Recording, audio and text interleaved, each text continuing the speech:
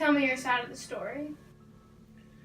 Mad indeed I would be to expect it, in a case where my very senses reject their own evidence. Yet mad I am not, and very surely do I not dream. But tomorrow I die, and today I would unburden my soul. My immediate purpose is to place before the world, plainly and without comment, a series of mere household events. In their consequences, these events have terrified, have tortured, have destroyed me. Yet I will not attempt to expound them. To me, they have presented little but horror. To many, they will seem less terrible than Baruch's. Hereafter, perhaps some intellect may be found which will reduce my phantasm to the commonplace, some intellect more calm, more logical, and far less excitable than my own, which will perceive in the circumstances I detail with awe nothing more than an ordinary succession of my natural cause and effects. Tell me a little bit more about your past. From my infancy, I was noted for the docility and humanity of my disposition. My tenderness of heart was even so conspicuous as to make me the jest of my companions. I was especially fond of animals, and was indulged by my parents with a great variety of pets. With these I spent most of my time, and never was so happy as when feeding and caressing them.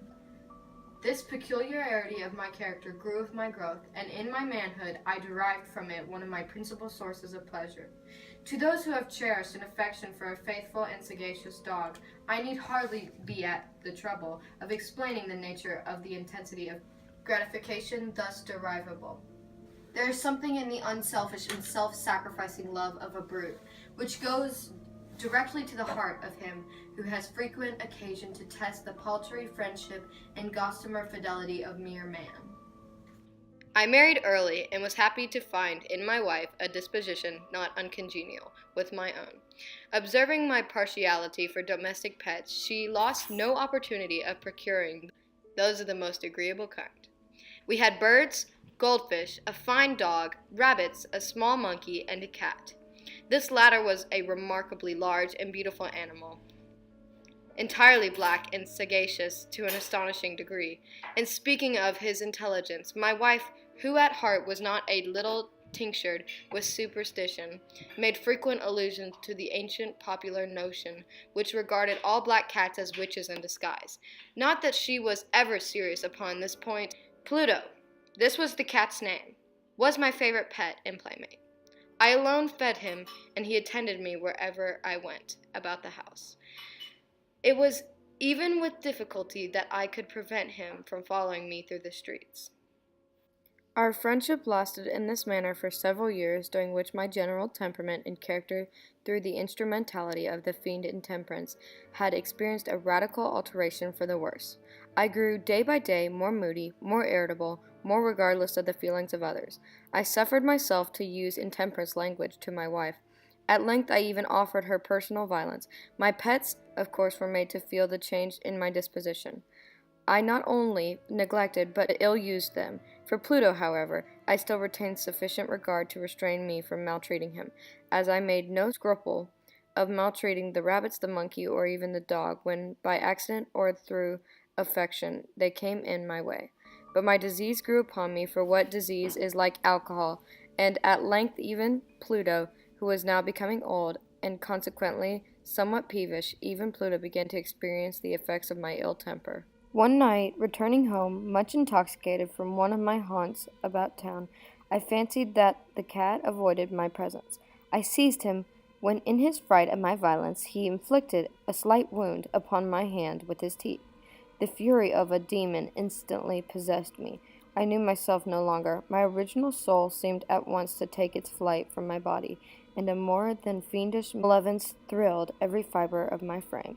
I took from my waistcoat pocket a penknife, opened it, grasped the poor beast by the throat, and deliberately cut one of its eyes from the socket.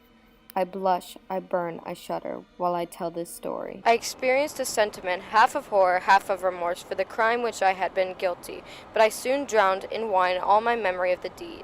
In the meantime, the cat slowly recovered. The socket of the lost eye presented, it is true, a frightful appearance, but he no longer appeared to suffer any pain. I hid so much guilt from hurting a creature which had once loved me so, but this feeling soon turned into irritation, then to perverseness. This perverseness had urged me to continue and finally consummate the injury I had inflicted upon the unoffending brute. One morning, in cold blood, I slipped a noose around its neck and hung it to the limb of a tree. I hung it with tears streaming from my face and with the bitterest remorse at my heart. I hung it because I knew that it had loved me, and because I felt it had given me no reason of offense. I hung it because I knew, in doing so, I was committing a sin, a deadly sin that would jeopardize my immortal soul, as to place it even beyond the reach of the infinite mercy of the most merciful and terrible God. The night of the day on which the most cruel deed was done, I was aroused from my sleep by the cry of fire. The curtains of my bed were in flames. The whole house was blazing. It was with great difficulty that my wife, a servant, and myself made our escape from the conflagration. The destruction was complete. My entire worldly wealth was swallowed up, and I resigned myself thenceforth to despair. On the day succeeding the fire, I visited the ruins. The walls, with one exception, had fallen in. This exception was found in a compartment wall not very thick, which stood about the middle of the house, and against which had rested the head of my bed. I approached it and saw, as if graven upon the white surface, the figure of a gigantic cat. The impression was given with an accuracy truly marvelous. There was even rope about the animal's neck. This event haunted me until one night, when coming home from the bar, I found a cat. I approached it and touched it with my hand. It was a black cat, a very large one, fully as large as Pluto, and closely resembling him in every aspect but one. Pluto had not a white hair upon any portion of his body, but this cat had a large, although indefinite, spot of white covering nearly the whole region of the breast. Upon touching him, he immediately arose, purred loudly, rubbed against my hand, and appeared delighted with my notice. This, then, was the very creature of which I was in search of. It followed me home, and my wife instantly grew a liking to it, since it resembled Pluto in every way, including the missing eye. For my own part, I soon found a dislike to it arising within me. This was just the reverse of what I had anticipated, but I know not how or why it's evident. Fondness for me rather disgusted and annoyed me. By slow degrees, with these feelings of disgust and annoyance arose into the bitterness of hatred.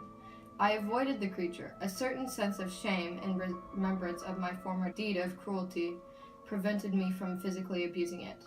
I did not, for some weeks, strike or otherwise violently ill use to it. But gradually, very gradually, I came to look upon it with utterable loathing. If I rose to walk, it would get between my feet and thus nearly throw me down, or fastening its long and sharp claws in my dress, clamber in this manner to my breast.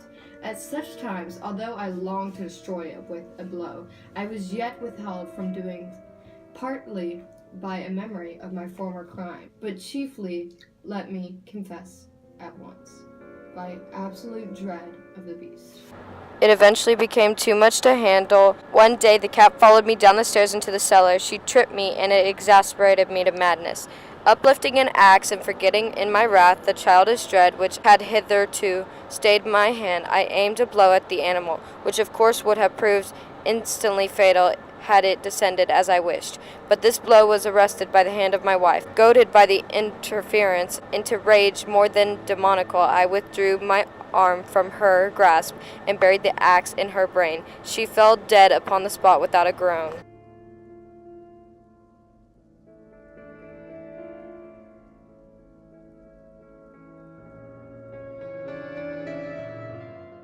I had instantly regretted what I had done, but I couldn't let anybody find out about the murder in which I had just committed, so I hid my wife's body in the wall in the basement.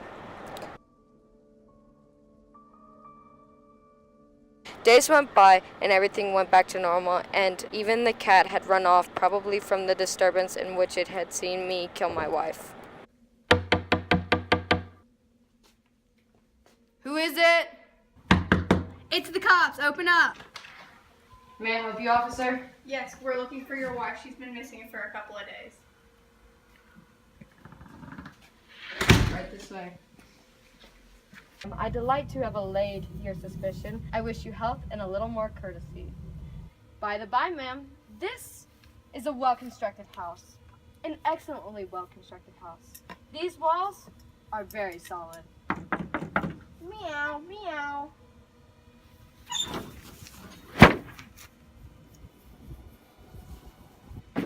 You are under arrest. You're found guilty.